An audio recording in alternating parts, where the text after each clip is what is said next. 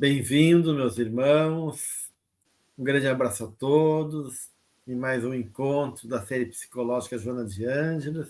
É sempre uma alegria estarmos juntos nesse estudo que nos ajuda a encontrar esse caminho espiritual na busca do autoconhecimento e da plenitude do nosso ser.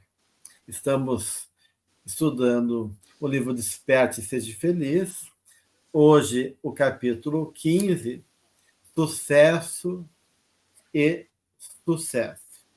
Conosco Tiago e Cláudia para podermos trabalhar esse tema. Bem-vindos, então, também, Cláudia e Tiago, nessa provocação de Joana, né? Ela fala em sucesso e sucesso. Então, ela tem as duas conotações diferentes para essa palavra, né? Eu acho que a gente pode começar a pensar naquilo que nos move, né? Nesse sucesso que a gente vê que todos nós somos movidos por uma busca, né? De um ideal, algo que nos dê sentido, né? Todos nós somos ligados àquilo que Jung chamou do mito do significado. Tem algo que sustenta a nossa vida, que busca dar sentido e orientação, então, à nossa caminhada. E naquela proposta, onde está meu coração, também está meu tesouro. Então, o sucesso não deixa de estar ligado a essa busca, né? de algo que eu almejo enquanto ideal, enquanto sentido, e o quanto isso pode ser diferente, né? O quanto essa realidade se manifesta, né, em suas várias facetas. Como é que vocês veem isso? Como é que você vê essa proposta aqui que a benfeitora coloca a partir do capítulo 15?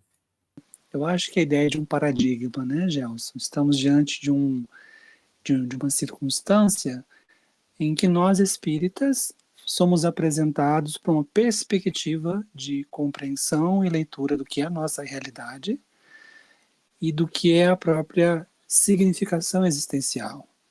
Em torno desses processos, nós construímos o nosso próprio sentido. No Livro dos Espíritos é interessante que, quando Kardec pergunta aos espíritos de que maneira o espiritismo poderia contribuir para o progresso, e aqui o progresso de forma ampla, ele fala que é, de fato, cooperar para a destruição do materialismo, que os espíritos chamam como uma chaga, uma das chagas da sociedade, e que, na verdade, ajudem o homem a enxergar quais são os seus verdadeiros interesses. Então, nós temos interesses reais, a partir dessa perspectiva, e interesses transitórios ou aparentes, que são profundamente sedutores. Então, nós não podemos subestimar a força expressiva, até mesmo ideológica, de certos construtos que nós temos hoje no mundo. E os espíritos comentam, quando o espiritismo começar a mexer em certos aspectos, o problema não é de convencimento das ideias espíritas, o problema são os interesses. É todo o sustentáculo que dá suporte a uma compreensão e leitura do que é a vida. Então, a mudança de um paradigma envolve também a reelaboração de sentido existencial. E talvez esse texto inicial, né, essa página inicial desse encontro de hoje, traz justamente esse dilema, essa encruzilhada, em que inclusive nós espíritas nos encontramos muitas vezes. Temos dificuldades de vencer certas tentações, certos movimentos, certas fantasias, certas necessidades que são construídas culturalmente e que nos constrangem. Imagina para quem, na verdade, compreende a vida na sua finitude material. É muito mais difícil. Então, me parece que isso é um ponto-chave.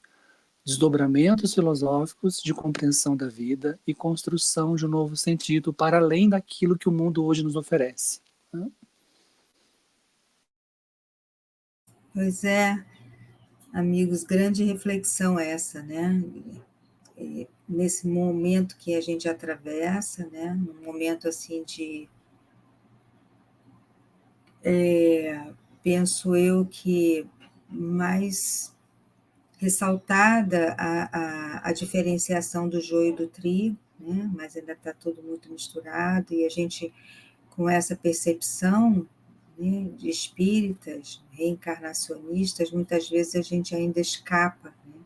E a gente esquece o que a Joana nos traz nessa primeira frase aí, antes de iniciar o texto: a ilusão em torno da realidade da matéria responde pelo afã tormentoso de se conquistar o mundo. Então, é isso, essa realidade da matéria que nós já sabemos, né? Que a matéria é simplesmente esse envoltório, esse corpo físico, essa aglutinação de moléculas, de células, que fazem com que dê essa densidade que a gente vê, porque a física atômica já derrubou isso faz tempo, né? E Kardec também já trouxe isso lá atrás, né? Que a realidade não é aquilo que a gente vê, né? Então, assim, ainda é difícil, inclusive para nós, em muitos momentos, a gente parar, e eu já trouxe aqui essa reflexão algumas vezes, e pensar: opa, espera lá, mas eu sou um espírito, num corpo de matéria, né? Neste capítulo da vida, né? Chamada Cláudia, no caso, né? Espera lá, né? A vida é muito maior que isso. Então, assim, esse pera lá, esse opa, é que muitas vezes a gente nem pratica, né? Nós, nesse automatismo, nós falamos muito na vez passada, no capítulo anterior, sobre o automatismo que nos leva a agir, né? A seguir padrões ainda inadequados, né? De consumo para o nosso corpo e para a nossa mente. Então, ainda é muito difícil, mesmo que a gente já tenha derrubado esse véu, né? Já tendo nós trazido para a nossa realidade sermos um espírito. Ainda é muito difícil, né? E antes que a gente chegue, eu fui olhar, antes de que a gente chegue nesse título, eu fui olhar o que a Joana nos trouxe antes, né? Então, assim, no 13 ela diz edificações duradouras. Então, ela vem numa preparação, né, desse tijolinho para que a gente possa entender o que é necessidade verdadeira e o que é necessidade fugidia, né? E no capítulo anterior, na semana que passou, a gente viu o comportamento, então, padrões de comportamento. E agora a gente vai começando a separar, como eu falei, esse joio do trigo, né? O que é sucesso e o que é sucesso, né, entre aspas, né? E é muito bonito quando ela nos traz, né, essa realidade aí necessária para nós, né? Uhum. Eu acho que isso que o Tiago está colocando, a proposta de Kardec, do Espiritismo, e que a Cláudia reforça a partir também do que a Benfeitora traz, e ela realmente, em toda a sua obra, vai falar da importância, né, do autoconhecimento, como uma forma de realmente desvelar a nossa essência e buscar os elementos que são realmente os valores que sustentam a jornada do espírito, mas como, né, esse processo é delicado, né? E aí o quanto a gente pode ficar tanto tempo construindo armadilhas e caindo nelas, né? Iludidos, como ela fala assim, na ilusão em torno da realidade de uma matéria que ofusca a realidade espiritual e acaba criando necessidades ilusórias, né? Necessidades que, em vez de que sustentar e alimentar a alma, dão uma falsa ideia de realização. Esses jogos que o ego faz, aonde ele troca o trabalho, né, da conquista de realmente amar, né, amar e se reconhecer na sua essência espiritual e divina, para esses caminhos rápidos, mas que nos aprisionam durante séculos, desse jogo onde o poder, a vaidade, né, e os anseios coletivos de uma sociedade ainda muito voltado, né, para a ostentação, para essa imagem, né, desse ego, né, que quer forçar a autossuficiência de uma identidade ilusória, permeia, né, e identifica daí nessa voracidade, né? Mas diz Joana, né, o tempo passa, a vida é sábia, né? Deus é paciencioso,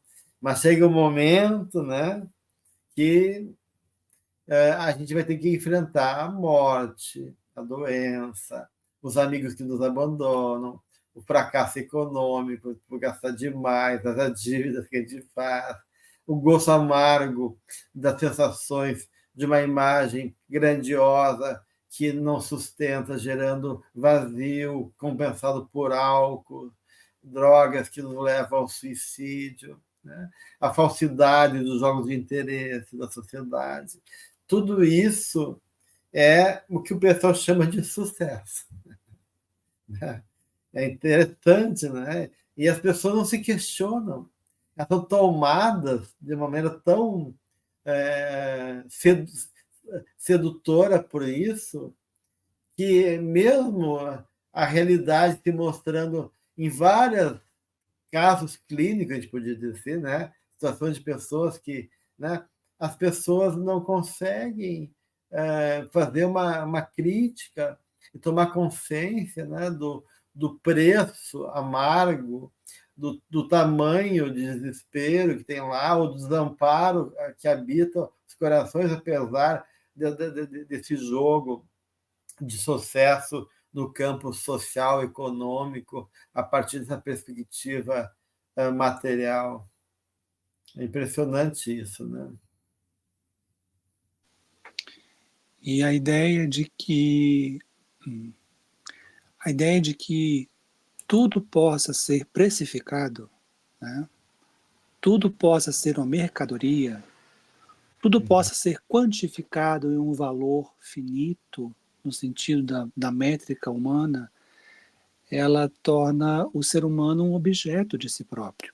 Seja aquele que se percebe nesse lugar, porque quando eu desejo uma felicidade, quando eu de fato tenho uma fantasia, no âmago parece que há um movimento de ser amado, de ser querido, de ser reconhecido, de ser admirado.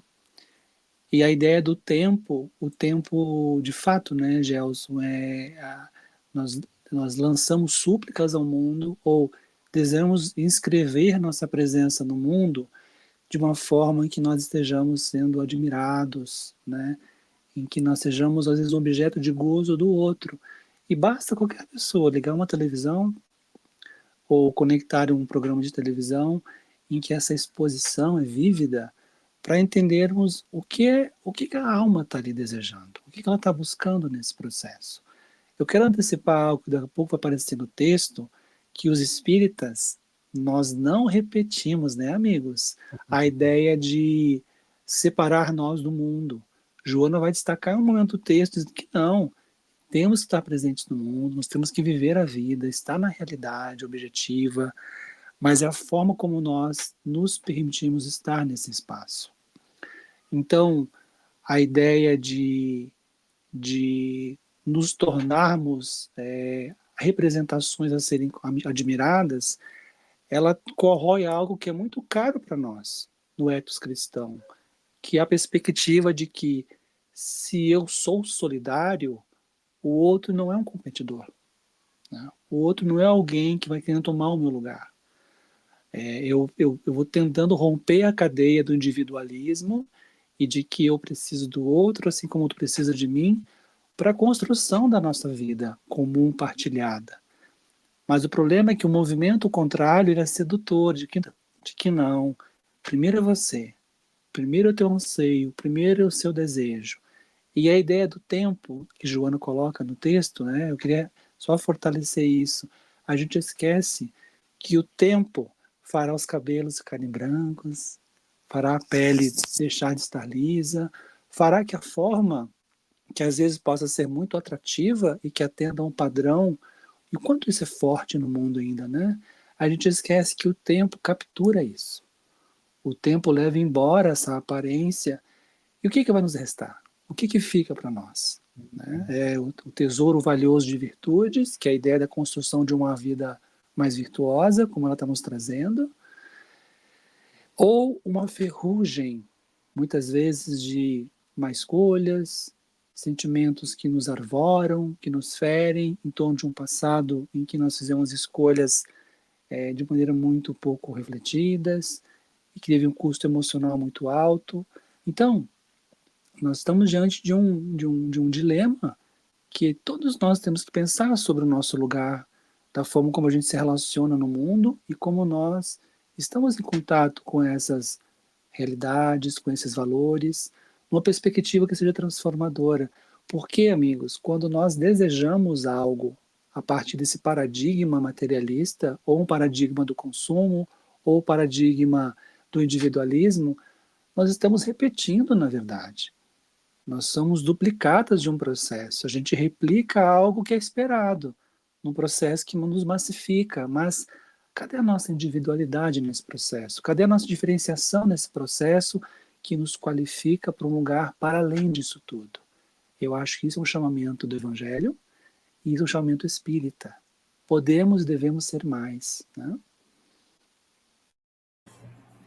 Tiago, você falou aí algumas coisas que me fizeram refletir. Primeiro, esse espelhamento, né? A gente segue um script, muitas vezes as pessoas seguem um script e elas vão espelhando exatamente o que o mundo deseja, né? E a gente, de fato, vai se desconectando de nós mesmos, né? E uma outra coisa que me fez refletir, né, quando você trouxe, né, dessa necessidade de atenção, né, eu pensei na palavra reconhecimento, né, e o quanto as pessoas precisam ser reconhecidas em alguma coisa que seja, por menor que seja, que para elas esse menor já é muito diante de tanta carência.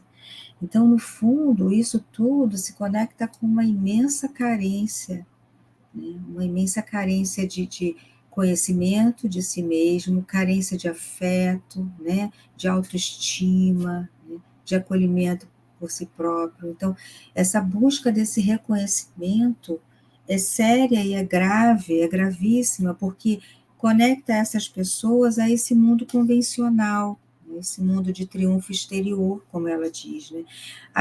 As primeiras, ela coloca sucesso e sucesso, né?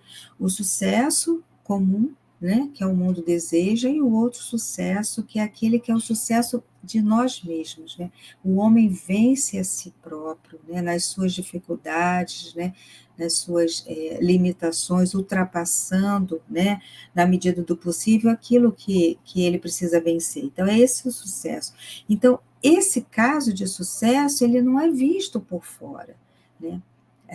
Aquelas mudanças, modificações vão acontecendo e as pessoas não vão se dando conta. Só quando, em um momento mais adiante, alguém olha para a pessoa e diz assim, você está diferente, estou te sentindo diferente, né? O que está acontecendo? Não é a roupa, não é o cabelo, não é... Está diferente. É quando aquela modificação nossa, né, de acolhimento nosso e de entendimento qual é o verdadeiro sucesso, começa a refletir no coletivo. E aí é que é bonito isso, né? Porque a gente vai realmente na contramão desse mundo que reflete só o brilho do ouro de tolo, né? Aquele brilho vulgar, né? E a gente passa, então, a refletir o brilho do sucesso interior. Então, é essa busca que a gente precisa, né? E como a Joana vem trabalhando, ela falou das edificações, depois ela falou do comportamento, e a gente chega aí, né? Essas alterações emocionais e comportamentais proporcionadas pela paz, pela sensibilidade afetiva, pela docilidade no trato.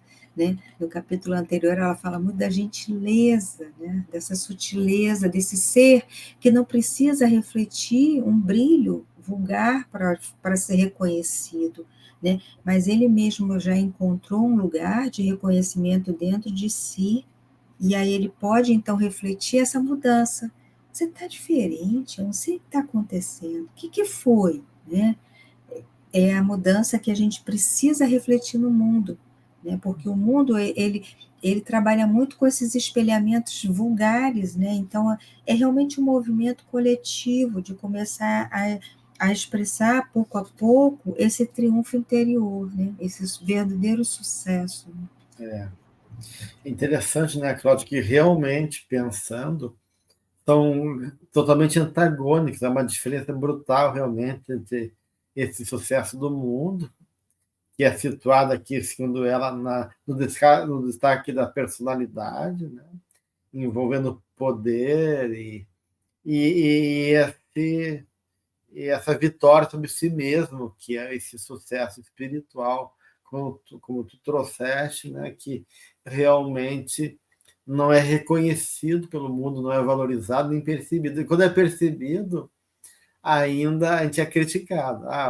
O fulano está diferente, antes ele ia em festa, antes ele, né, era companheiro de trago, agora não quer saber de mais de festa, só quer saber de fazer a caridade, ir na casa espírita, sei lá o quê, né? Então, as pessoas criticam, né? Porque realmente não só é estranho, como é uma ameaça ao status quo deles, né? Porque isso faz querer pensar, então é mais fácil, que ninguém se incomoda com um projeto de sucesso, né? Quando é material. A pessoa, eu vou abandonar a família porque eu quero ganhar milhões de dólares lá em tal país, porque eu vou fazer o casamento dos sonhos e vou ir para uma viagem, tal, e todo mundo acha maravilhoso. Agora eu quero dizer, eu vou lá para a África, para o movimento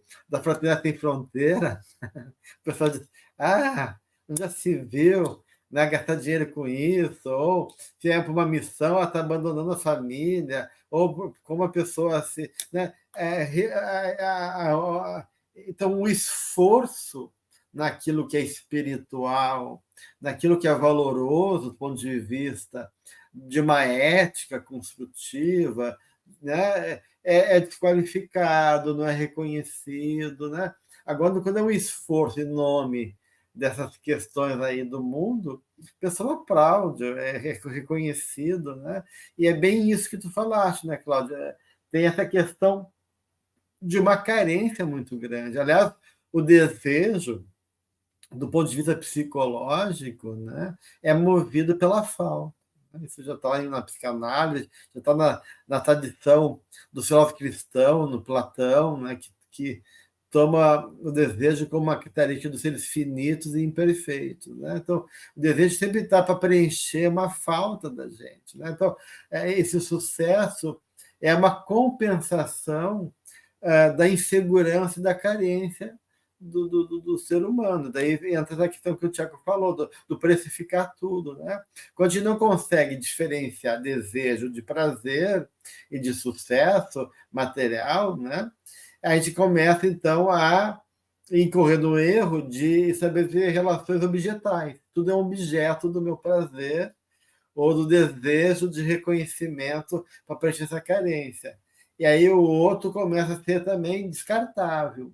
O outro se torna um elemento que se associa aos meus interesses pessoais egoístas, naquilo que me promove enquanto interesse de reconhecimento, de ser um cara respeitado pelo ganho, pelos, sei lá, pelos valores do corpo físico, pela riqueza, pelo número de seguidores na internet, assim vai. Né? Então, a gente tem uma série de atributos e conquistas que são valorizados e que, na verdade, por trás disso, está justamente esse jogo de desejo e prazer no anseio do reconhecimento por carência e afirmação desse ego inseguro. Né? Então, e o mundo, né, continua, né, se movendo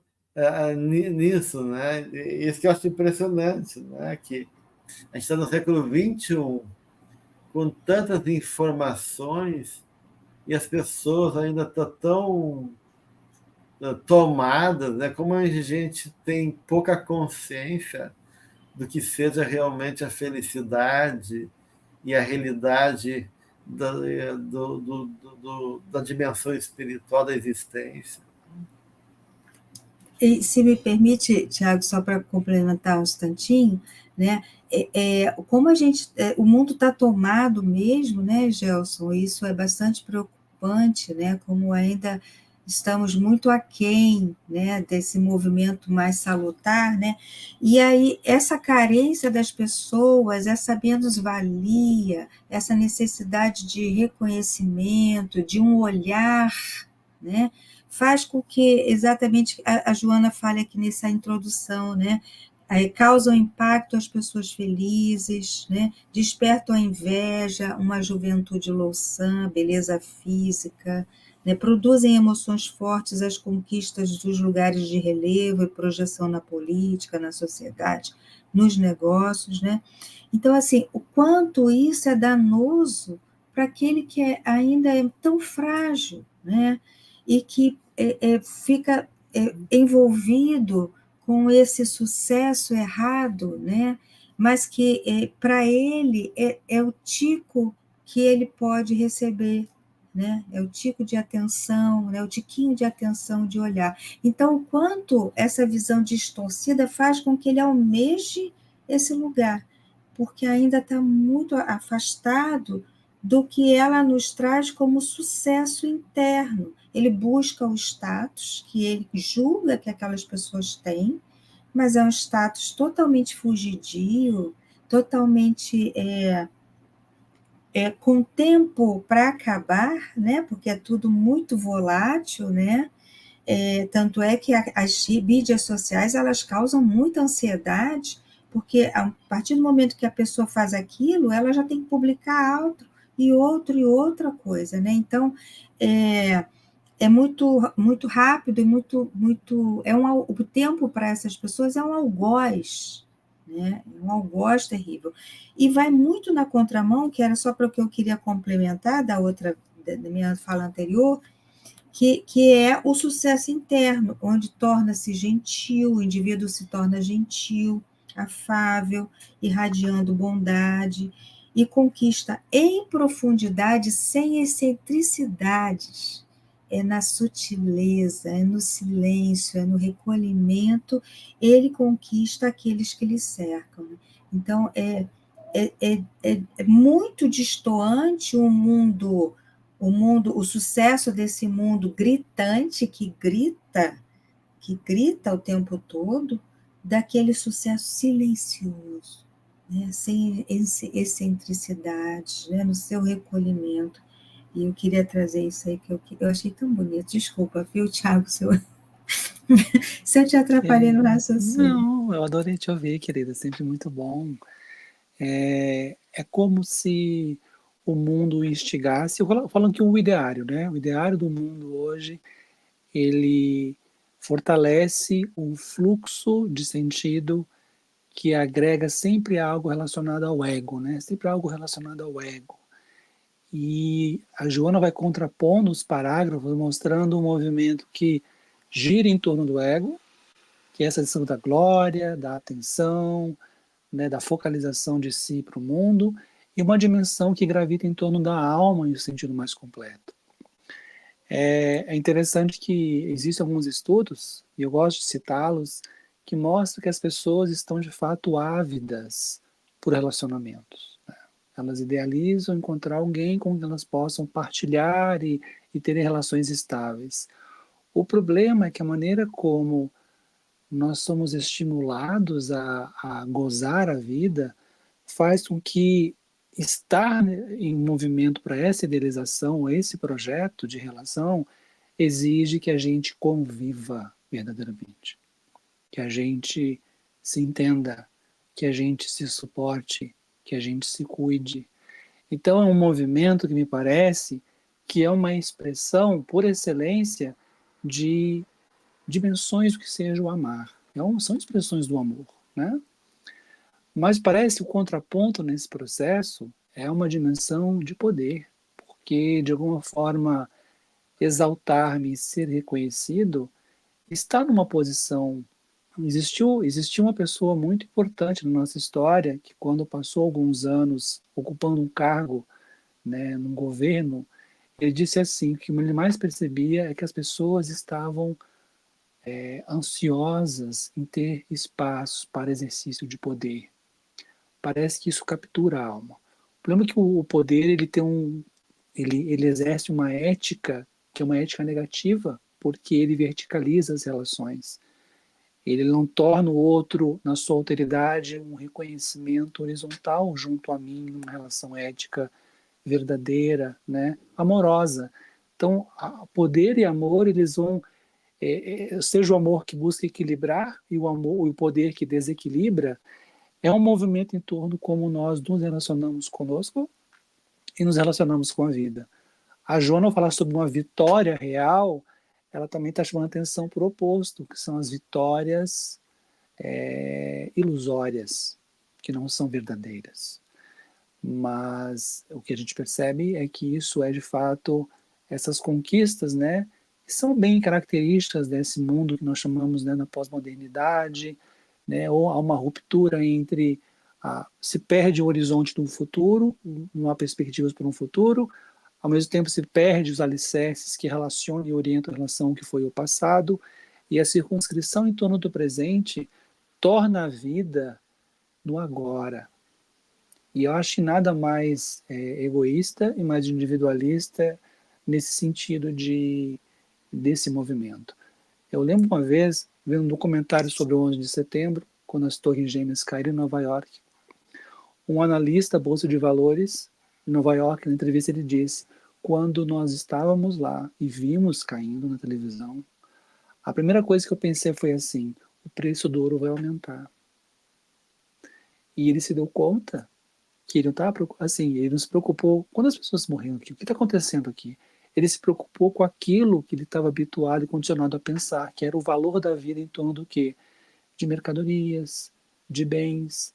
Então, a maneira como nós então vamos desenvolver o nosso amor envolve uma dimensão dessa, que é de aproximação e reconhecimento do outro, ou um lugar em que a gente prefere se afastar, manter distância, porque assim é mais fácil eu conquistar aquilo que eu desejo alcançar na vida. Então, é desafiante, né? É desafiante para a alma. E tem um padrão que é muito infantil, porque a ideia de nos versarmos uns dos outros de uma maneira muito objetificável, né? Isso tem uma dimensão muito que é algo que eu lembro muito dessa fase primária da subjetividade, né?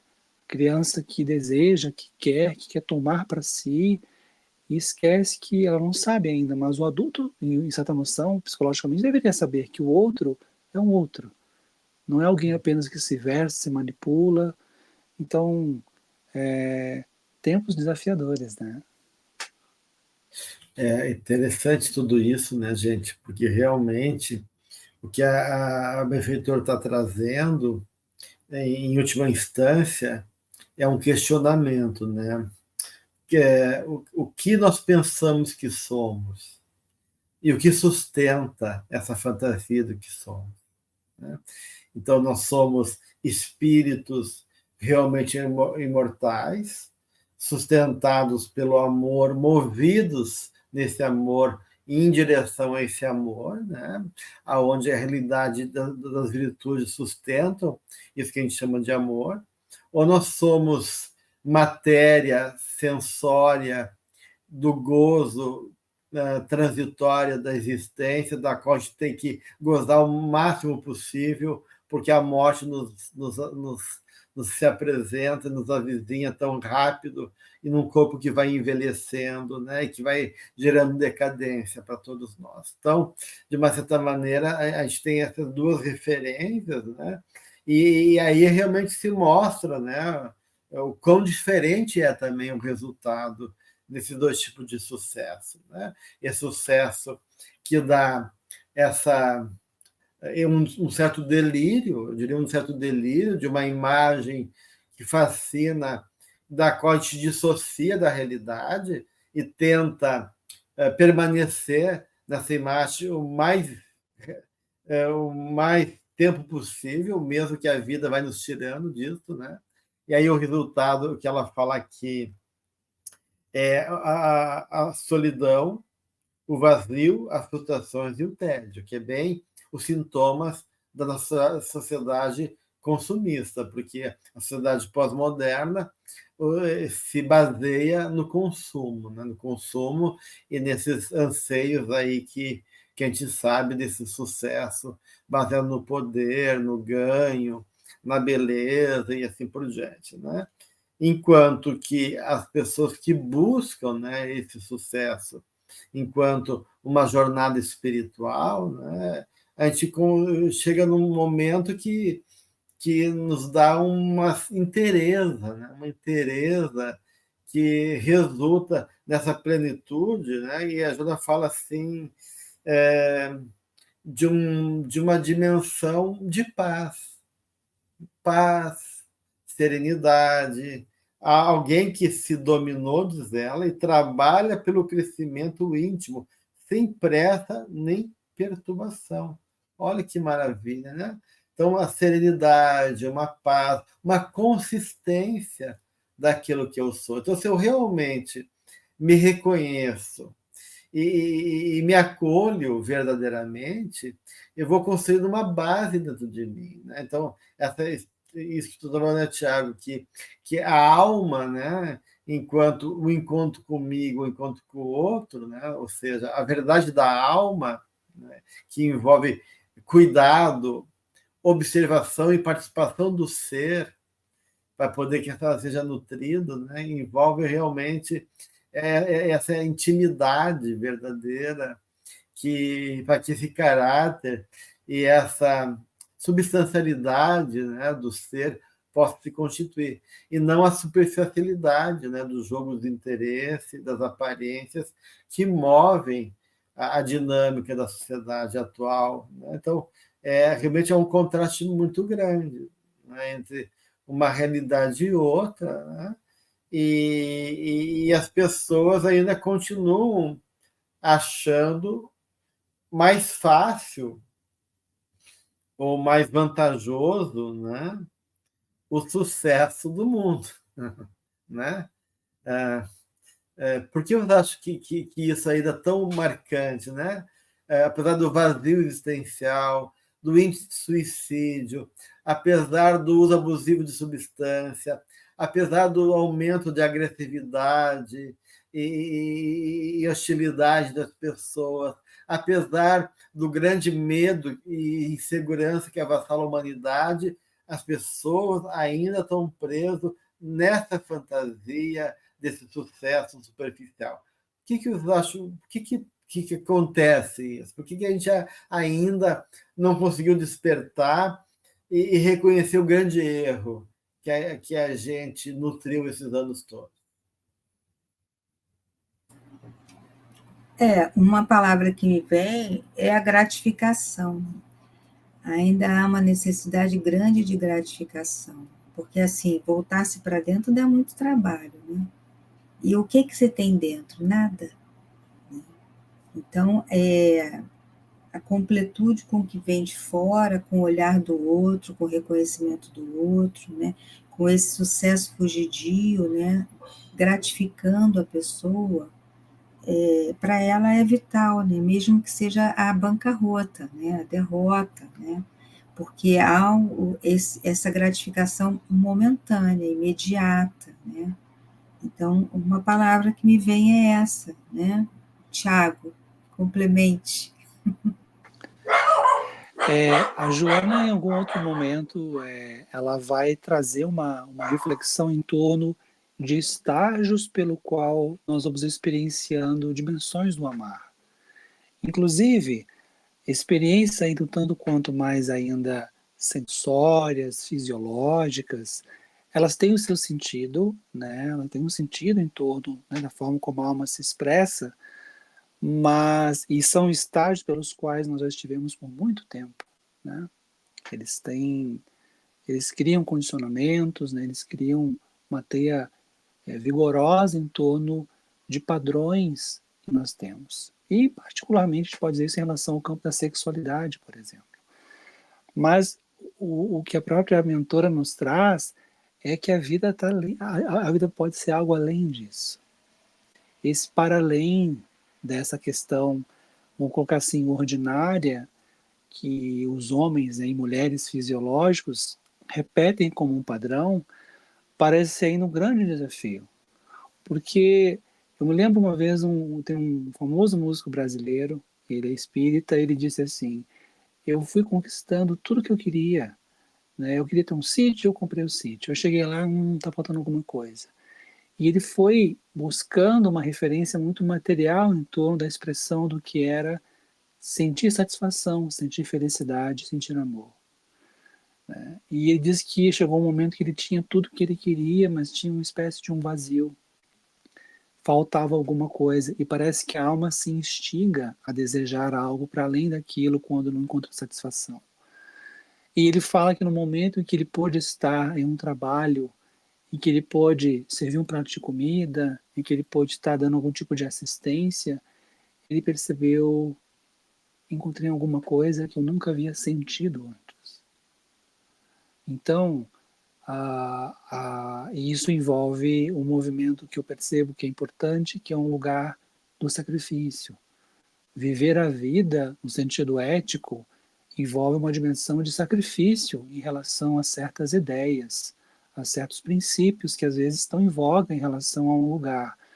Então, como disse o Gelson algum momento atrás, às vezes fazer algo, agir de certa maneira, poderá nos colocar na posição de sermos vistos como tolos, como pessoas, né, bobas, né, quando na verdade tem algo mais profundo acontecendo que esse outro não percebe. Então, o fruir a vida no campo das emoções, né, no campo das sensações, envolve um amadurecimento para expressões mais profundas de uma amorosidade. E a gente sabe que isso demanda um envolvimento com a vida e também de um autoconhecimento que talvez seja a grande jornada ainda que nós ainda enfrentamos, bastando ver paisagens do mundo hoje para a gente perceber o quanto ainda nós estamos distantes de nós mesmos e o quanto nós não conseguimos de fato compreender em profundidade que podemos ter mais gozos mais profundos relacionados à experiência do que é o viver e do que é o amar, né? Não sei se ajuda aí, Gelson. Eu acho que sim, acho que esse salário faz muito sentido, porque acho que existe realmente um anseio muito grande de reconhecimento, de valor, de ser amado, né? Mas acho que a humanidade não sabe ainda o que é realmente amar, né? Verdadeiramente amar. Então, as pessoas querem ser amadas, mas não querem amar. Então, a gente falava da carência, né?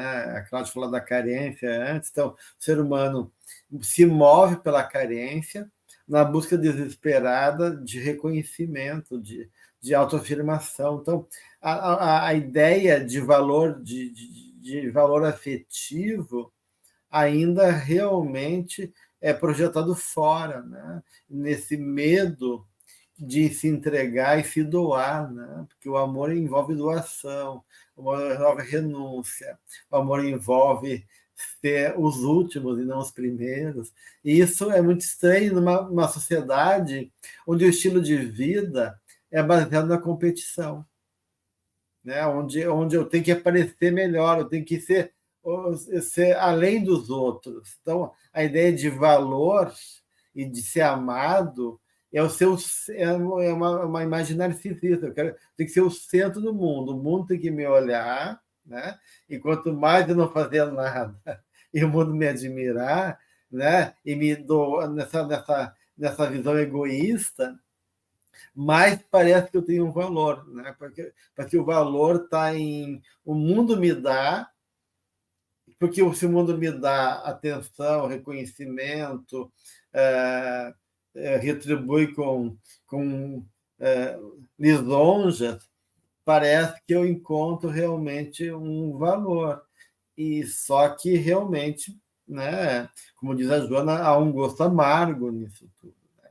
E não há uma garantia firme e confiável de estarmos certos. Né? Então, o que a gente tem é uma grande exaustão, né? Uma exaustão terrível que a gente vive hoje em dia como sintoma, né?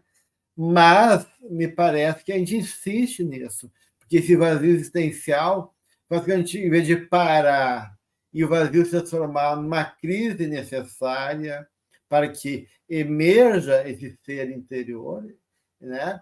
A gente busca, a gente fica no desespero de preencher esse vazio, né? Eu me lembro de um filme chamado A Comilança, um filme antigo, mas que mostrava justamente isso, pessoas de sucesso, que tinham dinheiro, que podiam ter as mulheres mais bonitas que eles queriam, porque se compra também, né? Companhia, se compra prazer, se compra tudo, né? Que o dinheiro pode.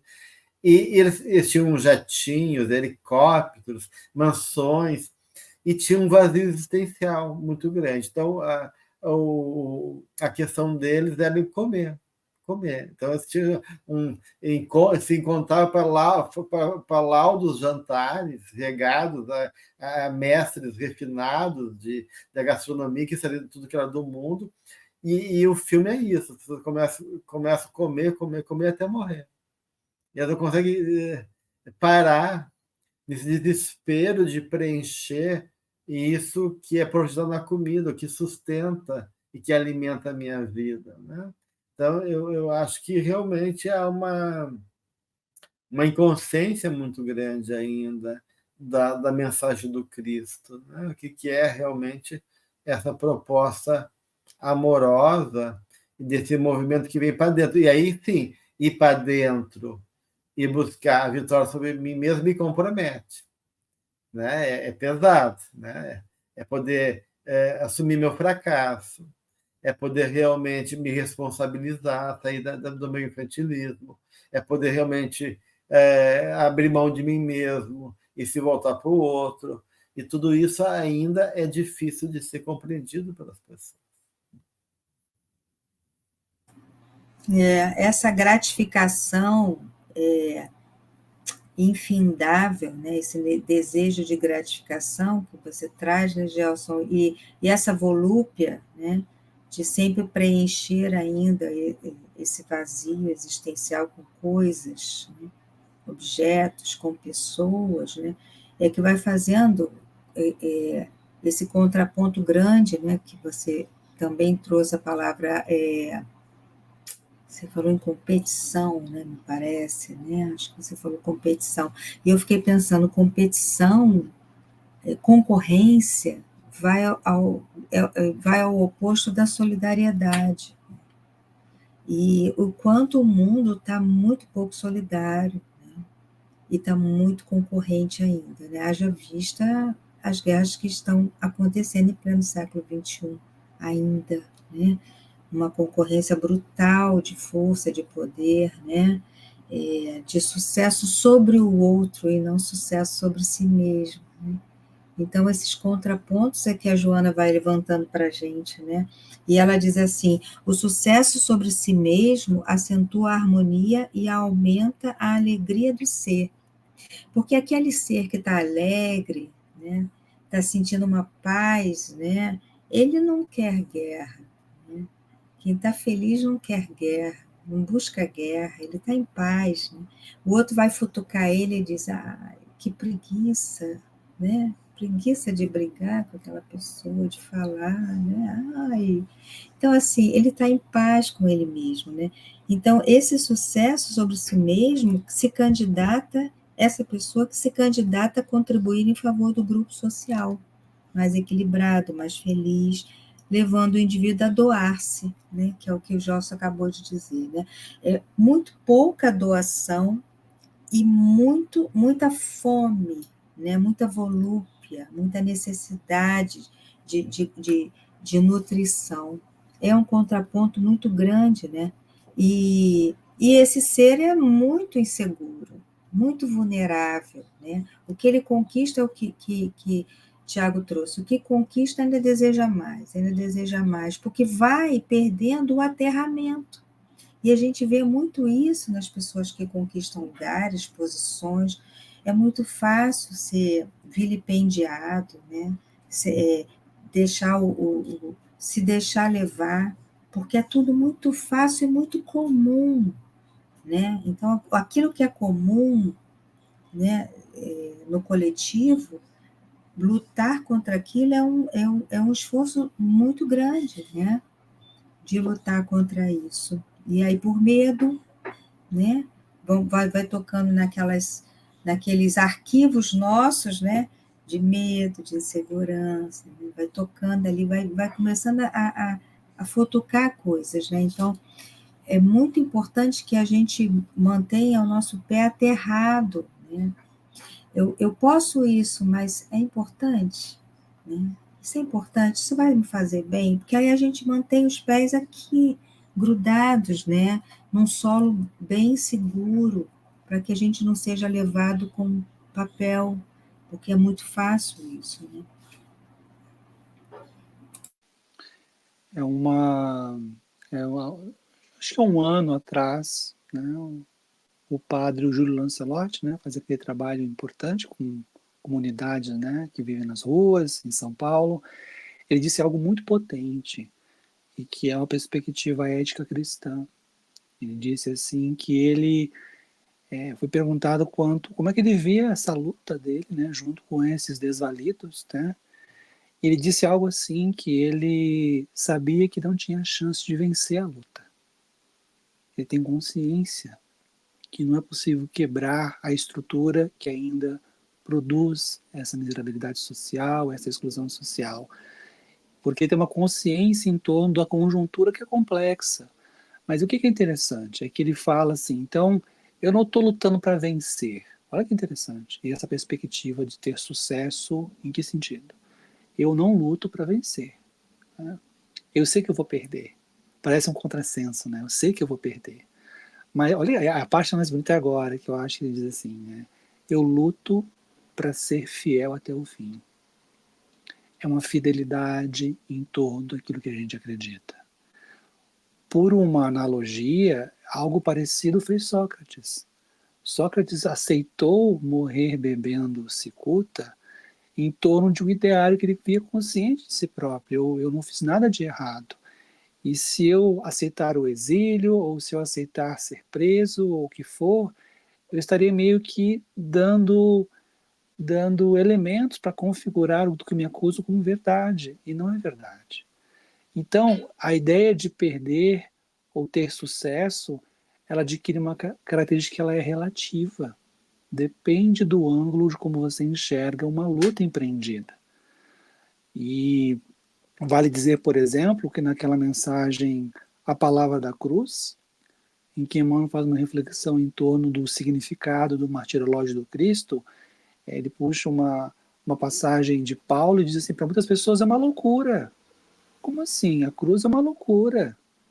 Né? Sacrificar-se, dedicar-se a uma população de rua, dedicar-se, por exemplo, a criminosos, dedicar-se aos marginalizados, ou empreender e continuar sendo fiel no trabalho que você se sente consciente, vinculado, e você manter essa luta até o fim, mesmo que você possa ter um fracasso, mas ele é aparente. Porque nós somos espíritos e nós sabemos que essas conquistas elas transcendem uma encarnação. Então, certas lutas me parece que são, como está no texto, é o engajamento, o envolvimento da alma que se percebe contribuindo conscientemente em favor da coletividade, mas que ela consegue perceber às vezes que está sendo testada ali. Até onde eu vou com isso? Até que ponto eu consigo sustentar esse embate? Né? É interessante isso, porque realmente, nesse campo de saturação, exaustão que a gente vive, né? O que está em jogo é justamente isso, porque esse mundo do sucesso material, coletivo que se vive, ele é baseado numa superficialidade. Eu, eu, e no individualismo, né? Então, o individualismo que se comentaram aí, né? E a superficialidade de uma vida que não toca a alma, né? Não toca a profundidade do ser. E aí eu me lembro do Marc Vesoli, né? O sociólogo francês, que eu acho interessante, eu acho que já citei uma aqui já, né? Que ele fala que a, a, essa negação, né, da realidade espiritual resulta, é fruto da abundância do consumo, ele diz, né? Que as pessoas querem consumir, consumir, e essa abundância do consumo, né, nos coloca que nada é necessário, porque tu pode ter tudo hoje em dia, né? E aí, quando nada é necessário, porque falta o que é essencial e verdadeiro para o espírito, o supérfluo se torna essencial, se torna importante, né? Porque se eu tenho tudo, uma criança que tem tudo, né? E não falta nada do ponto de vista material, ela vai querer o quê? O supérfluo, porque ela perdeu a noção de essencial. O que é essencial? O que justifica realmente a minha vida? Então, eu vejo que as pessoas estão muito confusas do ponto de vista de direção, né, de consciência. E aí eu acho que essa fidelidade trazia, né,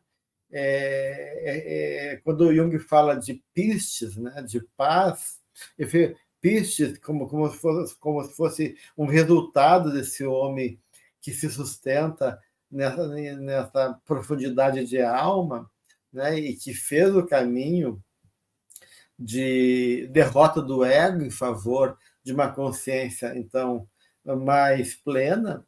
Ele diz que o resultado é pistes, e pistes é paz, mas é mais do que paz. Ele usa o termo fidelidade. Isso é interessante, tu fala fidelidade. E essa fidelidade é, se eu sou fiel a mim mesmo e aos meus princípios, eu tenho também interesse e paz.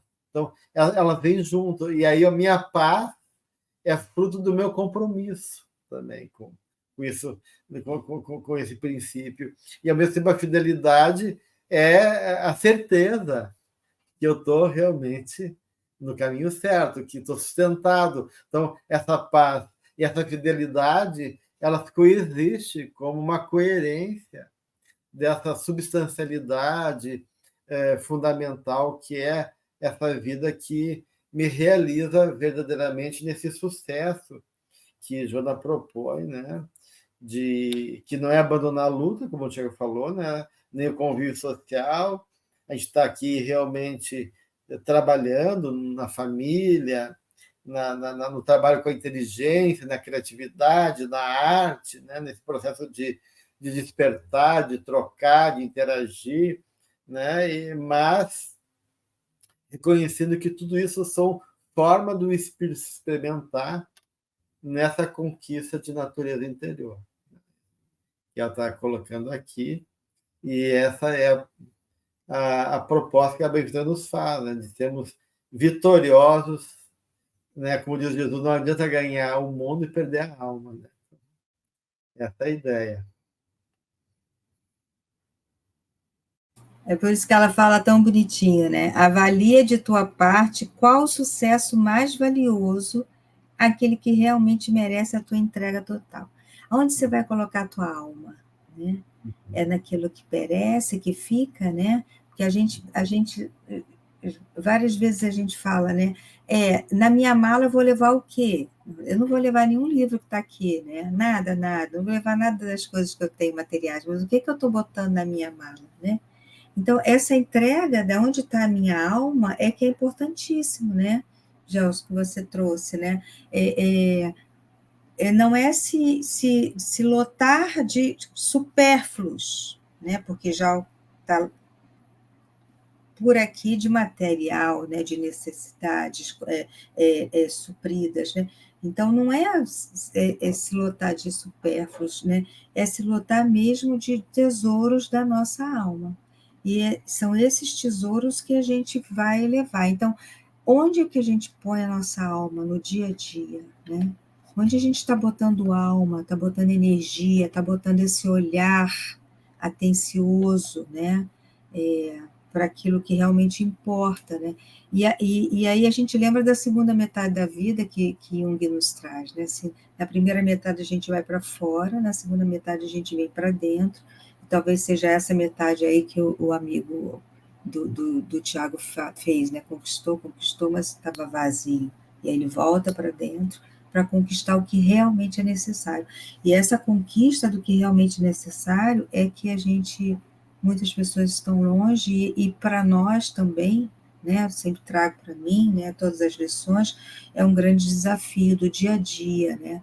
E colocar minha alma naquilo que é bom, naquilo que é importante, não colocar minha alma naquela conversa chata, que não vai levar a lugar nenhum, naquela discussão já sem sentido, né, que já se falou várias vezes. É não gastar a nossa energia em coisas que não são importantes, né? Porque, assim, estudando gerontologia, eu vi que desde os 25 anos a gente começa a envelhecer. E a gente não se dá conta disso. Então, a nossa reserva, o nosso quantum energético, ele vai se acabando. E a gente está pondo a nossa alma aonde? Né? A nossa energia aonde? Isso aqui é um exercício que Joana nos faz pensar. Né? Muito bem. Alguma coisa para encerrar, Thiago? Queira colocar alguma coisa mais? Só inspirar as pessoas no sentido de, juntos, sempre lembrarmos a passagem de Mateus. Né? Lá no Evangelho de Mateus, Jesus diz: o campo é o mundo e a boa semente são os filhos do reino. Nós todos podemos ser os filhos e filhas do reino, no sentido quando instrumentalizamos o amor como uma postura ética e revolucionária perante a vida. As grandes transformações profundas no campo da alma, como também no campo das relações e na coletividade, precisam estar inspiradas nesse processo. Então, é uma canção, eu gosto de citar isso, né?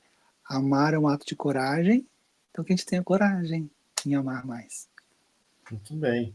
E terminando com Joana, quando ela nos dá a dica, né? Se tu quer sucesso, segue o cara que mais sucesso trouxe para nós, que é o mestre. Não o sucesso do mundo, mas o sucesso daquele que, mesmo traído, soube perdoar e amar e sacrificar por todos nós. Então, né, o caminho do sucesso está aí, é Jesus, e vamos em frente, né, gente? Ok. Então, com isso a gente termina o capítulo 15, termina enquanto um momento de reflexão, porque essas leituras sempre são boas a gente voltar e repensar, sempre tem material farto, né, para a gente meditar, e dando seguimento, então, ao nosso estudo, para o próximo encontro, capítulo 16, Luta pela Conquista da Paz. Agradeço, então, ao Tiago, a Cláudia, agradeço a participação de todos que nos acompanham aqui no Espírito Play, ficando o convite de estarmos juntos no próximo encontro. Então, um abraço, que Jesus nos abençoe.